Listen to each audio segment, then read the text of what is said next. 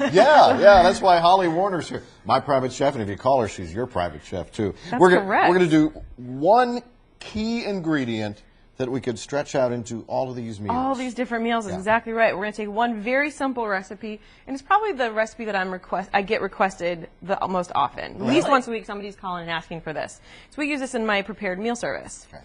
So what I'm going to start with is just a small dice of some zucchini and squash. And if you only have one, that's okay. You can just use a little extra. I just happen to have both, so I put them both in. So we're going to take that with some red bell peppers, same small dice. These take maybe, I don't know, like 5 minutes or so. That you want to let them sweat. You don't want them completely caramelized and changing color, but once they start to loosen up in their texture. Okay. Right. Okay? So once that, we're going to take our turkey meat. So this is just ground turkey meat. You can use white or dark. That's totally up to you. I like to use a combination. All right. Voila. Okay, so I'm going to take this. You just break it up. What you want to do is you want to make sure that your turkey is completely browned. Okay, you don't need it completely dried up and crispy, but what we're trying to do is just to get it nice and brown. Anytime you're dealing with poultry, you want to make sure completely it's cooked. Good call. Right.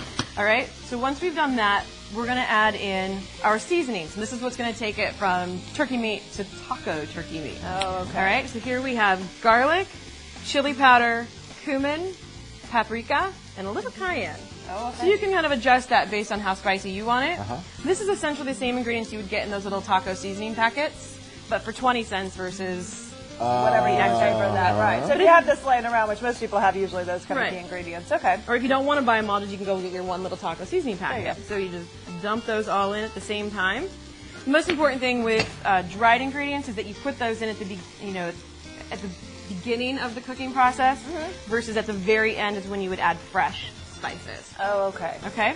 So once this gets completely incorporated, what I like to do is I take a little extra refried beans. The reason refried beans? and I know that's pretty typical that you see that in Mexican cuisine, but where I add this now, it's going to completely absorb into the meat. Okay. So you're going to get the extra protein and the fiber without having to, feel as dense and as heavy. So this is what the final product looks like then, right? Correct. So we've cooked it all down and then we've come This over is here where it to comes this, over here. this pan. Okay, and here's the magic, and we've got to do this really quickly. Breakfast, what is that? That's breakfast. That's huevos rancheros.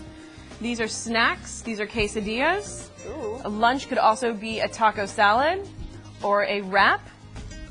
That is Pick unbelievable. your favorite wrap. And then I also grilled off some pizza dough that I usually have in the freezer as well.